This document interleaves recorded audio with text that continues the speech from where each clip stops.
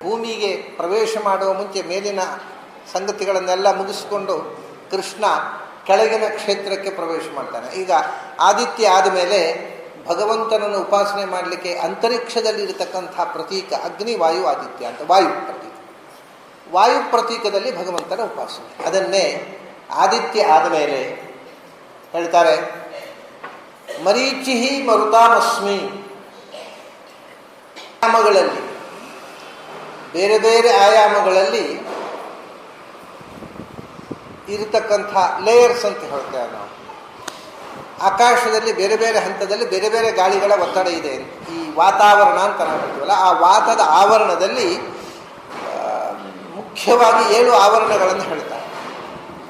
ಅದನ್ನು ಆವಹ, ವಿವಹ, ಪ್ರವಹ, ಸಂವಹ, ಪರಾವಹ ಇವೆಲ್ಲ ಆಕಾಶದಲ್ಲಿ ಇರತಕ್ಕ ವಾತದ ಆವರಣಗಳು.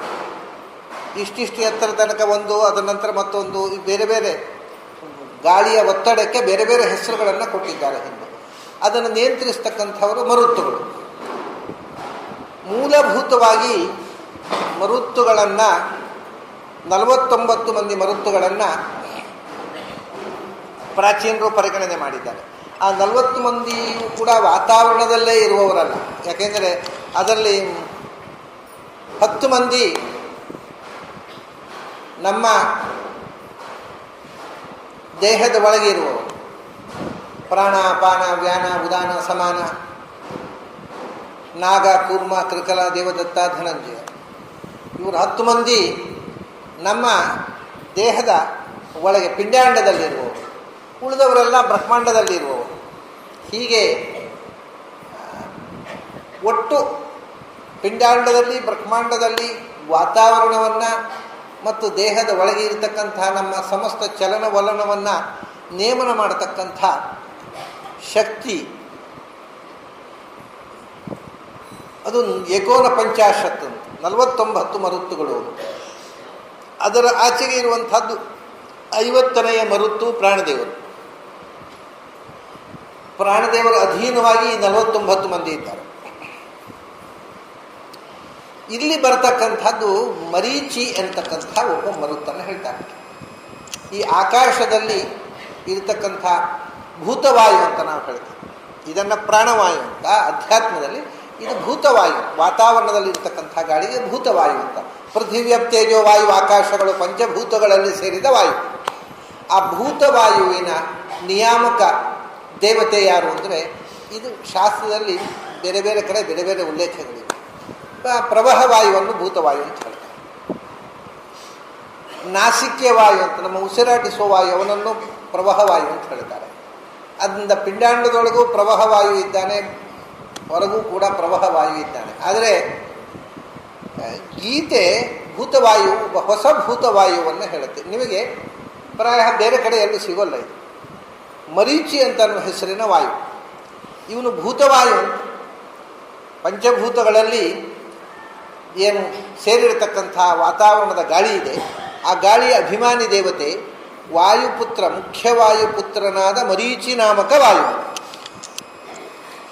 ಇವನು ಈ 49ರಲ್ಲಿ ಸೇರಿದವನೋ ಬೇರೆಯೋ ಅನ್ನುವುದರಲ್ಲಿಯೂ ಕೂಡ ಅನೇಕ ವಿವಾದಗಳಿವೆ.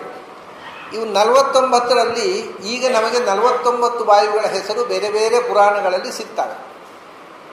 ಯಾವ ಪುರಾಣದಲ್ಲೂ ಮರೀಚಿ ಅನ್ನೋ ಹೆಸರನ್ನು 49 ವಾಯುಗಳಲ್ಲಿ ಒಬ್ಬ ಇಲ್ಲ. ಈ ಪುರಾಣದಲ್ಲಿರುವ ಹೆಸರುಗಳು ನೀವು ತಗೊಂಡ್ರೆ ಅದರ ಒಂದು ವಿಷಯ ಏನು ಅಂದರೆ, ಈ ಹೆಸರುಗಳು ನಿಯತ ಅಲ್ಲ. ಬಹಳ ಗೊಂದಲ ಇದೆ ಈ ಹೆಸರಿನಲ್ಲಿ. ದ್ವಾದಶಾದಿತ್ಯರು ಯಾವುದೇ ಪುರಾಣದಲ್ಲಿ 12 ಒಂದೇ ಥರದ ಹೆಸರುಗಳು ಪುರಾಣದಲ್ಲಿ ಸಿಗೋಲ್ಲ. ಒಂದೊಂದು ನಾಳಿದೆ. ಧಾತ, ವಿಧಾತ, ವರುಣ, ಧಾತ ಮತ್ತು ವಿಧಾತ ಅಂತ ಹೇಳ್ತೇವೆ ಭಾಗವತ.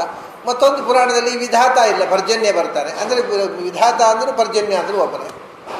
ಮತ್ತೊಂದು ಪುರಾಣದಲ್ಲಿ ಸವಿತಾ ಬರ್ತಾನೆ, ಇನ್ನೊಂದು ಪುರಾಣದಲ್ಲಿ ಅಂಶು ಬರ್ತಾನೆ, ಸವಿತಾ ಬರೋಲ್ಲ. ಸವಿತಾ ಅಂದರೂ ಅಂಶು ಅಂದರೂ ಒಬ್ಬನೇ. ಹೀಗೆ ಒಂದೊಂದು ಪುರಾಣದಲ್ಲಿ ಒಂದೊಂದು 2 ಹೆಸರುಗಳು ಬೇರೆ ಬೇರೆ, ಕೆಲವೊಮ್ಮೆ 12 ಹೆಸರು ಬೇರೆ ಇರುತ್ತೆ. ದ್ವಾದಶಾದಿತ್ಯರಲ್ಲಿ ಹೀಗಾಯ್ತಾ, ಏಕಾದಶ ರುದ್ರರಲ್ಲಿ ಹಾಗೆ. ಒಂದು ಏಕರೀತಿಯ ನಾಮಗಳಿಲ್ಲ. ಸುಮಾರು ಪುರಾಣಗಳಲ್ಲಿ ಏಕಾದಶ ಆದಿತ್ಯ ರುದ್ರರ ಹೆಸರು ಭಾಗವತದಲ್ಲಿ ಬರುತ್ತೆ, ಭಾರತದಲ್ಲಿ ಬರುತ್ತೆ, ವಿಷ್ಣು ಪುರಾಣದಲ್ಲಿ ಬರುತ್ತೆ, ಸ್ಕಾಂದ ಪುರಾಣದಲ್ಲಿ ಬರುತ್ತೆ, ಪದ್ಮಪುರಾಣದಲ್ಲಿ ಬರುತ್ತೆ, ಲಿಂಗ ಪುರಾಣದಲ್ಲಿ ಬರುತ್ತೆ. ಆದರೆ ತಮಾಷೆ ಏನಂದರೆ ಒಂದು ಪುರಾಣದಲ್ಲಿ ಇನ್ನೊಂದು ಪುರಾಣದಲ್ಲಿ ಏಕರೂಪವಾಗಿಲ್ಲ. ಸಾಮಾನ್ಯ ಜನರಿಗೆ ಇದು ಒಂದು ದೊಡ್ಡ ಗೊಂದಲ. ಏಕರೂಪವಾಗಿ ಯಾಕಿಲ್ಲ ಅಂದರೆ ಅವರು ಹೇಳ್ತಕ್ಕ ಹೆಸರು ಎಲ್ಲವೂ ಹೌದು, ಆದರೆ ಒಂದೇ ಹೆಸರನ್ನು ಒಂದು ದೇವತೆಗೆ ಒಂದು ಕಡೆ ಹೇಳಿದ್ದಾನೆ, ಇನ್ನೊಂದು ಕಡೆ ಬೇರೆ ಒಂದು ಹೆಸರು ಹೇಳ್ತಾನೆ. ಆ ಹೆಸನ ಅದು ಅಷ್ಟವಸುಗಳು. ದ್ರೋಣ ಪ್ರಾಣ ಧ್ರುವೋರ್ಕೋಗ್ನಿ ದೋಷೋ ವಸ್ತುರು ವಿಭಾವಸು, ಇದು ಅಷ್ಟವಸುಗಳ ಹೆಸರು. ದ್ರೋಣ ಅಂತ ಮೊದಲನೇವನ ಹೆಸರು, ಅವನಿಗೆ ಇನ್ನೊಂದು ಹೆಸರು ಧರ ಅಂತ, ಇನ್ನೊಂದು ಕಡೆ ಧರ ಅಂತ ಶುರುವಾಗುತ್ತೆ.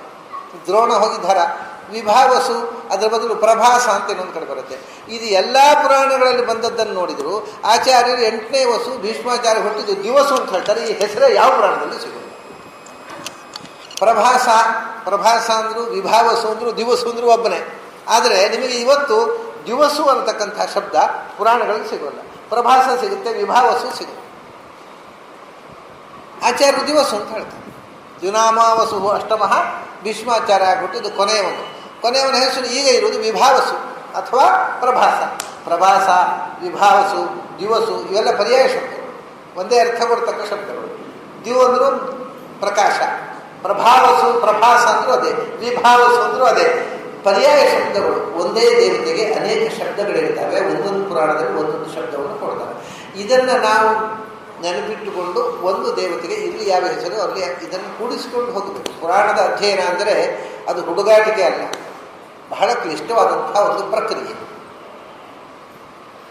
ಹಾಗಾಗಿ ಈ 49 ಮರುತ್ತುಗಳಲ್ಲಿ ಮರೀಚಿ ಎನ್ನುವ ಹೆಸರು ಇಲ್ಲ. ಅದರಿಂದ ಏನು ತೊಂದರೆ ಆಗಿದೆ ಗೊತ್ತುಂಟಾ?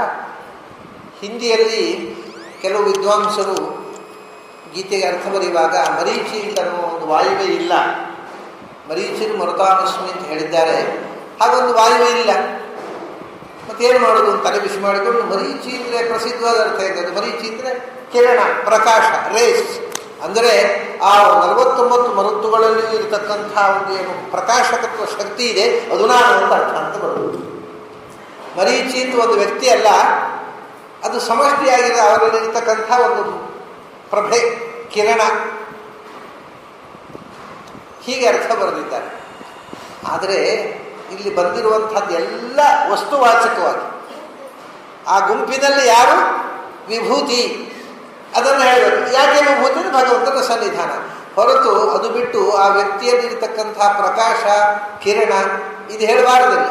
ಯಾಕಂದರೆ ಇಡೀ ವಿಭೂತಿ ಅಧ್ಯಾಯ ನೀವು ನೋಡಿದರೆ ನೋಡಿ, ಅದರ ಮೊದಲು ಆದಿತ್ಯಾನಾಂ ಅಹಂ ವಿಷ್ಣು, ಆಮೇಲೆ ಜ್ಯೋತಿಷಾಂ ರವಿ, ಆಮೇಲೆ ಮರೀಚಿ ಮರುತ, ನಕ್ಷತ್ರಾಣಾಂ ಶಶಿ, ಎಲ್ಲ ನೋಡಿ.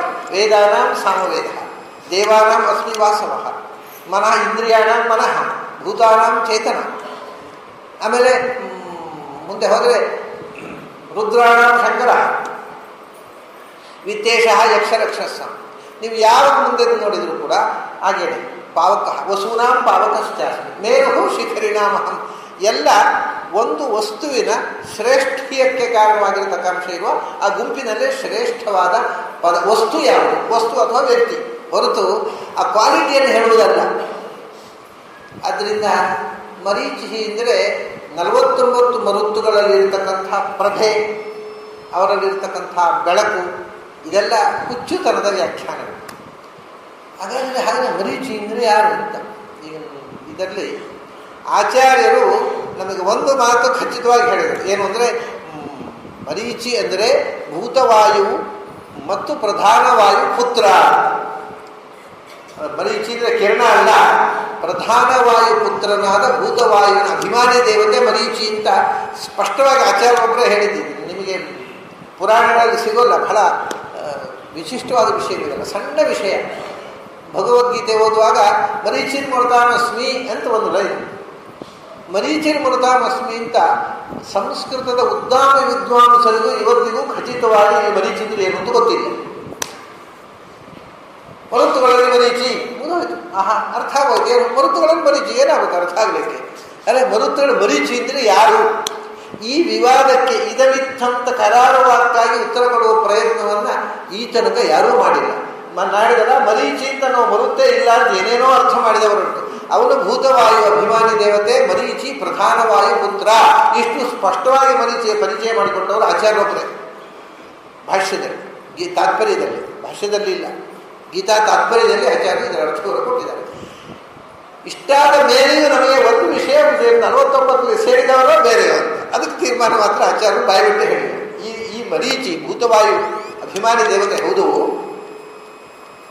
ಅವನು 49 ಸೇರಿದರೂ ಅವನೋ ಬೇರೆಯೋ? ಬೇರೆ ಇದ್ರೂ ಇರಬಹುದು. ಯಾಕೆಂದರೆ ಈ ಮರೀಚಿಯನ್ನು ಹೇಳುವುದು ಯಾಕೆಂದರೆ ವಿಶ್ವಕ್ಸೇನೋ ವಾ ವಿಜಕ್ಷೇನ ತುಲ್ಯ. ವಿಶ್ವಕ್ಸೇನ ಅಂತ ಒಬ್ಬಿದ್ದಾನೆ, ಮರೀಚಿ ಇಬ್ಬರು ವಾಯುಪುತ್ರರು. ಈ ವಿಶ್ವಕ್ಸೇನನು 49 ಸೇರಿದವನಲ್ಲ. ಹಾಗೆ ವಾಯುವಿನಿಂದ ಹುಟ್ಟಿರತಕ್ಕಂಥ ಈ ಇಬ್ಬರು ವಿಶ್ವಕ್ಸೇನ ಮತ್ತು ಮರೀಚಿ ಅವರು ಈ 49 ಮರುತ್ತುಗಳಲ್ಲಿ ಸೇರಿದೆ ಇರತಕ್ಕ ವಾಯುಪುತ್ರರು ಬೇರೆ ಇದ್ದರೂ ಇರಬಹುದು ಅಂತ ಕಾಣ್ತದೆ. ಯಾಕೆಂದರೆ 49 ಮರುತ್ತುಗಳ ಹೆಸರು ನಾನು ಹೇಳಿದ್ನಲ್ಲ, ಅದು ಸುಮಾರು ಪುರಾಣಗಳಿದೆ. ಒಂದು 5-6 ಪುರಾಣಗಳಲ್ಲಿದೆ. ಸುಮಾರು ಒಂದು ಎಲ್ಲ 18 ಪುರಾಣದಲ್ಲೂ ಇಲ್ಲ, ಒಂದು 5-6 ಪುರಾಣಗಳಲ್ಲಿ 5-6 ಪುರಾಣದ 5-6 ಥರ ಇದೆ. ಯಾವುದಕ್ಕೆ ಮರೀಚಿ ಶಬ್ದ ಇಲ್ಲ. ಆದರೆ ದಿವಸು ಇದ್ದ ಹಾಗೆ ಯಾವುದು ಇಲ್ಲದೇ ಇದ್ದರೂ ಸೇರಿರ್ಬೋದು. ಅದಕ್ಕೆ ಹೇಳಿದೆ ನಾನು, ಇದಮಿತ್ತಂತ ನಿರ್ಣಾಯಕವಾಗಿ ಹೇಳುವ ಪ್ರಯತ್ನ ಇನ್ನೂ ನಡೆಯಬೇಕಷ್ಟೆ. ಇನ್ನೂ ಹೆಚ್ಚು ಆ ಮರುತ್ತುಗಳ ಬಗ್ಗೆ ಇನ್ನೂ ಆಳವಾದಂತಹ ಅಧ್ಯಯನ ನಡೆದಾಗ ಖಚಿತವಾದ ತೀರ್ಮಾನ ಕೊಡಬಹುದು. ಆದರೆ ಇನ್ನು ಪ್ರಧಾನ ವಾಯುಪುತ್ರನಾದ ಮರೀಚಿ ನೀವು ಒಂದು ಈ 49 ಸೇರಿರಬಹುದು. ಯಾಕೆ ಅಂತಂದರೆ ನಿಮಗೆ ಇದು ಕೆಲವು ಸುಳುವುಗಳನ್ನು ನಾನು ಕೊಡ್ತೇನೆ. ಆಚಾರ್ಯರ ಎಲ್ಲ ಗ್ರಂಥಗಳು ಸರ್ವ ಮೂಲ ಗ್ರಂಥಗಳು ಅಂತ ಹೇಳ್ತೇವೆ. ಆಚಾರ್ಯರು ಸುಮಾರು 50 ಗ್ರಂಥಗಳನ್ನು ಬರೆದಿದ್ದಾರೆ. ಆ 51 ಗ್ರಂಥಗಳನ್ನು ಬರೆದಿದ್ದಾರೆ. ಆ 51 ಗ್ರಂಥಗಳಲ್ಲಿ ಯಾವುದೇ ಒಂದು ಗ್ರಂಥವನ್ನು ನೀವು ಓದದೇ ಇದ್ರೂ ಪೂರ ವಿಷಯ ತಿಳಿಯುವುದಿಲ್ಲ. ಅದು ಒಂದಕ್ಕೊಂದು ಪೂರಕವಾಗಿದೆ. ಆದ್ದರಿಂದ ಆಚಾರ್ಯರು ಎಲ್ಲ ಗ್ರಂಥಗಳನ್ನು ಓದಿದಾಗ ಕೆಲವು ಸಂಗತಿಗಳನ್ನು ತೀರ್ಮಾನ ಮಾಡಲೇಬೇಕಾದ ಸುಳುವುಗಳು ಕೊಡ್ತಾರೆ. ಎಲ್ಲವನ್ನು ಬಾಯ್ಬಿಟ್ಟು ಹೇಳೋದಿಲ್ಲ ಆಚಾರ್ಯ, ಅವರ ಸ್ವಭಾವವೇ ಅಲ್ಲ. ಅವರು ಬಹಳ ಸಂಕ್ಷಿಪ್ತವಾಗಿ ಸೂತ್ರಪ್ರಾಯವಾಗಿ ಹೇಳುವರು. ಅದನ್ನು ನಾವು ಅರ್ಥ ಮಾಡಿಕೊಂಡು ವಿವರ ಮಾಡಬೇಕು. ಒಂದು ಕಡೆ ಉಪನಿಷತ್ತಿನ ವ್ಯಾಖ್ಯಾನದಲ್ಲಿ ಒಂದು ಕಡೆ ಅವರು ಹೇಳ್ತಾರೆ, ಭೂತವಾಯು ಮತ್ತು ಆಕಾಶ ಈ ಎರಡರಲ್ಲಿ ಭಗವಂತನನ್ನು ಉಪಾಸನೆ ಮಾಡುವಂಥದ್ದು ಯಾವುದು ಶ್ರೇಷ್ಠ ಅಂತ ಇಬ್ಬರು ಋಷಿಗಳಲ್ಲಿ ಚರ್ಚೆ ಆಯಿತು. ಭಗವಂತನ ಪ್ರತೀಕವಾಗಿ ಭೂತವಾಯುವಿನಲ್ಲಿ ಉಪಾಸನೆ ಮಾಡೋದು ಒಳ್ಳೆಯದು, ಆಕಾಶದಲ್ಲಿ ಭಗವಂತನ ಉಪಾಸನೆ ಮಾಡೋದು ಒಳ್ಳೆಯದು ಅಂತ ಇಬ್ಬರು ಋಷಿಗಳಲ್ಲಿ ಕೌಂಠರವ್ಯ, ಮಂಡುಕೇಯ ಇವರೆಲ್ಲ ಚರ್ಚೆ ನಡೆಯಿತು. ಆಗ ಒಂದು ಮಾತು ಮಧ್ಯದಲ್ಲಿ ಹೇಳ್ತಾರೆ ಆಚಾರ್ಯರು, ಒಂದು ದೃಷ್ಟಿಯಿಂದ ಎಲ್ಲಿ ಮಾಡಿದರೂ ಒಂದೇ. ಯಾಕೆಂದರೆ ಭೂತವಾಯು ಅಭಿಮಾನಿ ದೇವತೆ ಮತ್ತು ಆಕಾಶದ ಅಭಿಮಾನಿ ದೇವತೆ ಇಬ್ಬರು ಸಮಾನರು ಅಂತ ಒಂದು ಮಾತು ಹೇಳ್ತಾರೆ. ಈಗ ಆಕಾಶದ ಅಭಿಮಾನಿ ದೇವತೆ ಅಂದರೆ ಗಣಪತಿ ಗೊತ್ತಿದೆ. ಆಕಾಶದ ಅಭಿಮಾನಿ ದೇವತೆ ಗಣಪತಿ 18ನೇ ಕಕ್ಷೆಯಲ್ಲಿ ಇದ್ದಾರೆ ದೇವತಾ ತಾರತಮ್ಯ. ಈಗ ವಾಯುತತ್ವದ ಅಭಿಮಾನ ದೇವತೆಯು 18ನೇ ಕಕ್ಷೆಯಲ್ಲಿ ಇರುವವನಾಗಿ ಇಬ್ಬರು ಸಮಾನ ಸ್ಕಂಧರು ಅಂತ ಹೇಳಿಬಿಟ್ಟಿದ್ದಾರೆ ಆಚಾರ್ಯ. ಆದರೆ ಇವತ್ತು ಸುಮಾರಾಗಿ ಅನೇಕ ಮಂದಿ ಈ ವಾಯುಪುತ್ರ ಮರೀಚಿ ಇದ್ದಾನಲ್ಲ, ಇವನನ್ನು 19ನೇ ಕಕ್ಷೆಯಲ್ಲಿ ಬರೀತಾರೆ. 19ನೇ ಕಕ್ಷೆಯಲ್ಲಿ ಇವನನ್ನು ನೀವು ಸೇರಿಸಿದರೆ ಅಗ್ನಿಪುತ್ರ, ಪಾವಕ, ಬಹುಮಾನ, ಶುಚಿ ಅವರ ಜೊತೆಗೆ ಈ ಮರೀಚಿಯನ್ನು ಸೇರಿಸುವಂಥದ್ದು ಒಂದು ರೂಢಿ ಇದೆ. ಆಚಾರ್ಯ ಹೇಳಲಿಲ್ಲ ಅದನ್ನು ಸ್ಪಷ್ಟವಾಗಿ. ಹಾಗೆ ಇಟ್ಟುಕೊಂಡ್ರೆ ಮರೀಚಿಯನ್ನು 19ನೇ ಕಕ್ಷೆಗೆ ಬಂದುಬಿಡ್ತಾರೆ. ಆಕಾಶ ದೇವತೆ ಗಣಪತಿ 18ನೇ ಕಕ್ಷೆಗೆ ಬಂದ, ಮರೀಚಿ 19ನೇ ಕಕ್ಷೆಗೆ ಬಂದ. ಆವಾಗ ಸಮಾನ ಸ್ಕಂದರಾಗುವುದು. ಆದ್ದರಿಂದ ಭೂತವಾಯು ಅಭಿಮಾನಿಯಾಗಿರತಕ್ಕಂಥ ಮರೀಚಿ ಇದ್ದಾನಲ್ಲ, ಅವನು 18ನೇ ಕಕ್ಷೆಯಲ್ಲೇ ಇರಬೇಕು. ಆಚಾರ್ಯರ ಉಪನಿಷತ್ ಭಾಷ್ಯದ ಅನುಗುಣವಾಗಿ ಭೂತವಾಯು ದೇವತೆ ಮರೀಚಿ ಎನ್ನುವುದನ್ನು ಆಚಾರ್ಯರು ಗೀತಾ ತಾತ್ಪರ್ಯದಲ್ಲಿ ಹೇಳ್ತಾರೆ.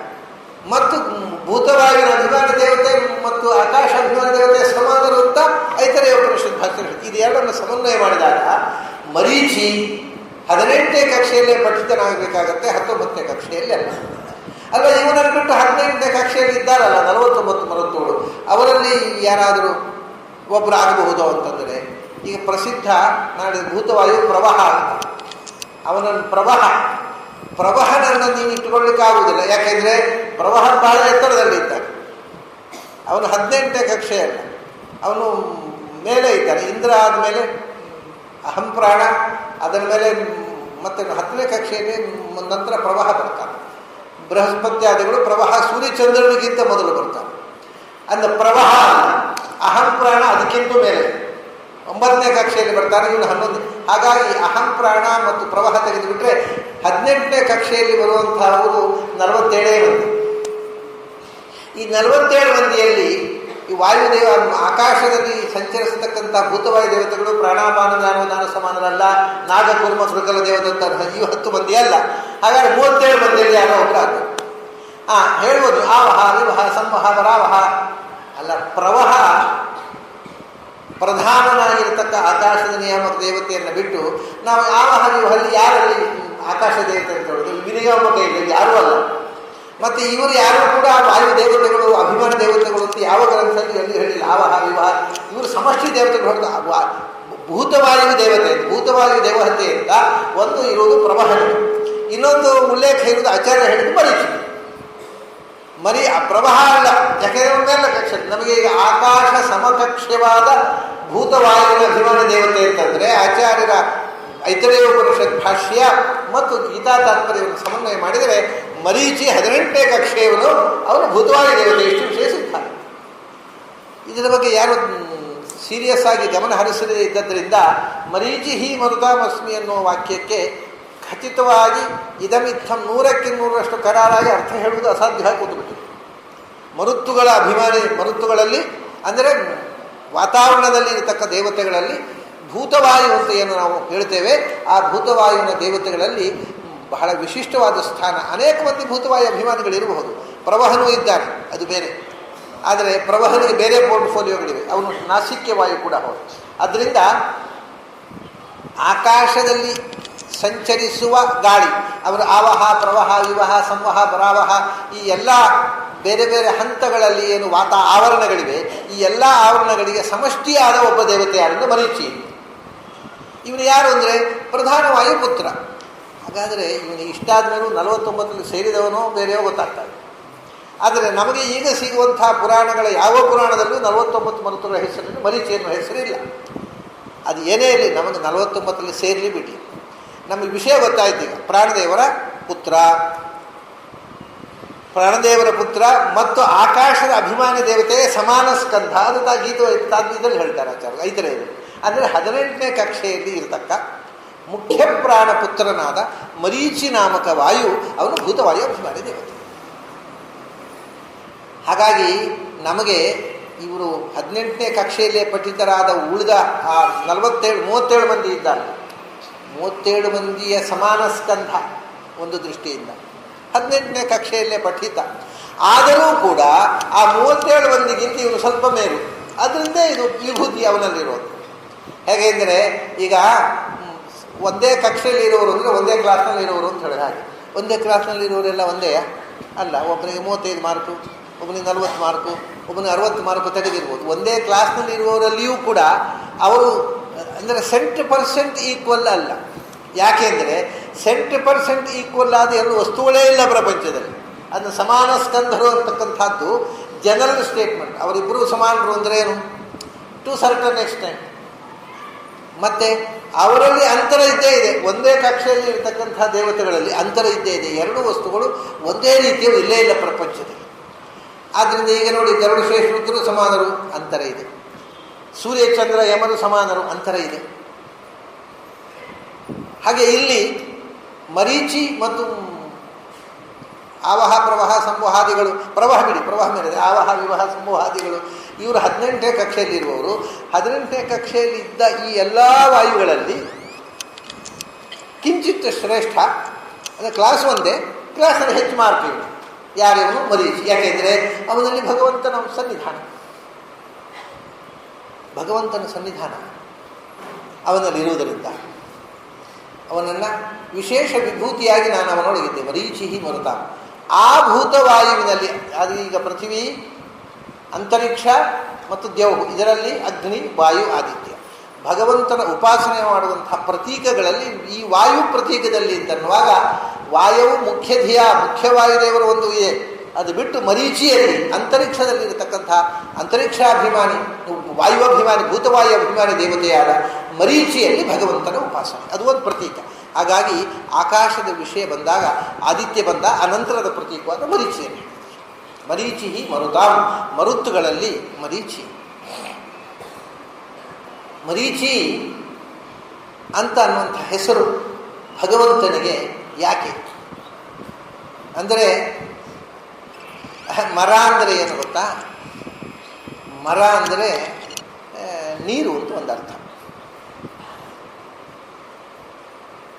ಮರ ಅಂದರೆ ನೀರು, ಮರಿ ಅಂದರೆ ನೀರು ಉಳ್ಳದ್ದು, ಮರ ಉಳ್ಳದ್ದು ಮರಿ, ಕರ ಉಳ್ಳದ್ದು ಕರಿ, ಮರ ಉಳ್ಳದ್ದು ಮರಿ.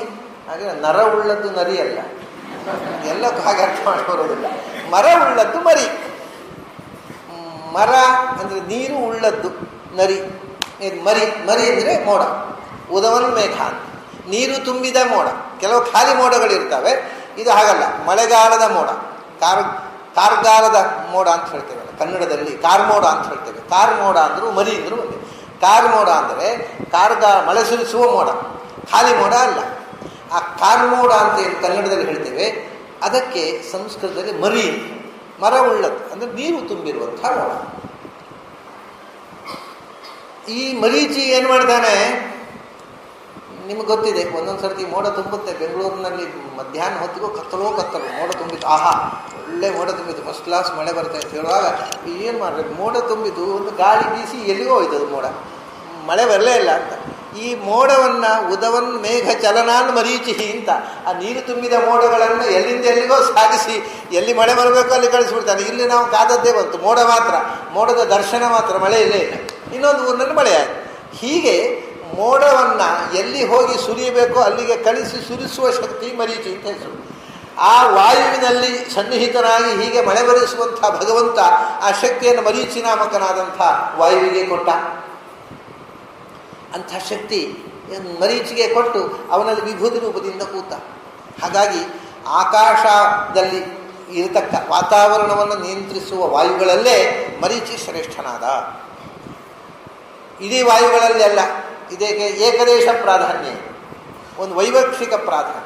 ಮರೀಚಿಹಿ ಮರುತಾಮಸ್ ಆಯಿತು. ಆಮೇಲೆ ಈಗ ಆಕಾಶದ ವಿಷಯ ಎಲ್ಲ ಮುಗಿಸಿ ಕೆಳಗೆ ಬರೋಣ ಅಂತಂದ. ಆಕಾಶದ ಮೊದಲು ಆದಿತ್ಯ ವಿಷ್ಣು ಬಂದ, ವಿಷ್ಣುವಿನ ಪ್ರತೀಕವಾಗಿರ್ತಕ್ಕಂಥ ಆಕಾಶ ಸೂರ್ಯ ಬಂದ, ಸೂರ್ಯನ ನಂತರ ಪ್ರತೀಕ ಅಗ್ನಿ ವಾಯು ಆದಿತ್ಯ, ಆ ವಾಯು ಬಂದ. ಇನ್ನು ಆಕಾಶದಲ್ಲಿ ಉಳಿದಿರುವ ಸಂಗತಿಯನ್ನು ಮುಗಿಸಿಕೊಂಡು ಕೆಳಗೆ ಬರೋಣ. ಆಕಾಶದಲ್ಲಿ ಉಳಿದಿರುವುದು ಎರಡೇ ಸಂಗತಿ, ನಕ್ಷತ್ರ ವಾಯುವನ್ನು ಕಾಣದ ವಾಯು, ಕಾಣುವಂಥ ಎರಡು ಸಂಗತಿ ಉಳಿದಿದೆ, ನಕ್ಷತ್ರಗಳು ಮತ್ತು ಚಂದ್ರ. ಅದನ್ನು ತಗೊಂಡ ನಕ್ಷತ್ರ ನಾಮಹಂ, ಅಲ್ಲಿಗೆ ಆಕಾಶಕ್ಕೆ ಸಂಬಂಧಪಟ್ಟ ಎಲ್ಲ ವಿಭೂತಿ ಹೇಳಿದಾಗ ಮತ್ತೆ ಕೆಳಗೆ ಬರ್ತಾರೆ. ಆಕಾಶದಲ್ಲಿ ಉಳಿದಿರುವುದು ಎರಡು, ನಕ್ಷತ್ರಗಳು ಮತ್ತು ಚಂದ್ರ. ಅದಕ್ಕೆ ಸಂಬಂಧಪಟ್ಟು ಹೇಳಿದ ನಕ್ಷತ್ರಾಣಾಂ ಅಹಂ ಶಶಿ. ನಕ್ಷತ್ರಗಳ ಇದು ವಿಜಾತೀಯ ಶ್ರೇಷ್ಠ. ಚಂದ್ರ ನಕ್ಷತ್ರಗಳಲ್ಲಿ ಒಬ್ಬ ಅಲ್ಲ, ಆದರೆ ನಕ್ಷತ್ರಗಳ ಒಡೆಯ. ನಕ್ಷತ್ರಗಳಿಗೆಲ್ಲ ರಾಜ. ಅವನಿಗೆ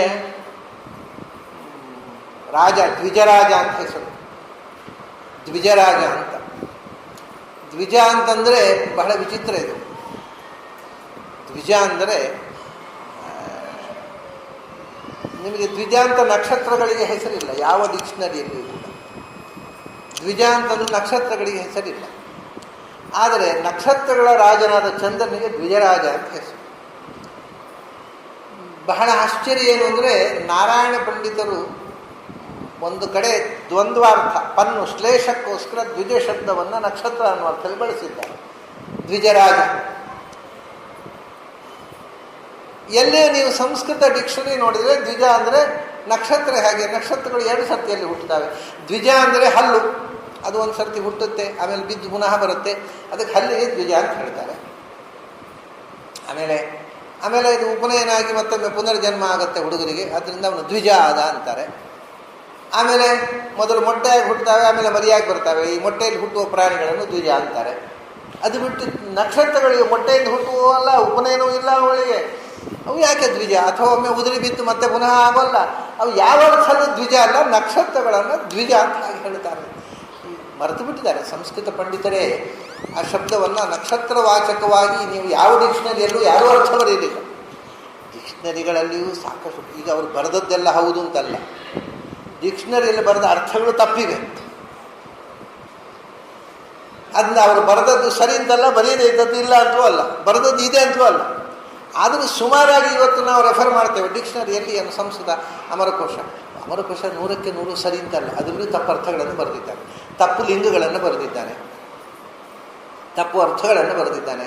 ಅವನು ಲಿಂಗ ಅನುಶಾಸನವು ತಪ್ಪು, ಕೆಲವು ಕಡೆ ತಪ್ಪು ಎಲ್ಲೋ 1000ದಲ್ಲಿ 1-2 ತಪ್ಪಿದೆ.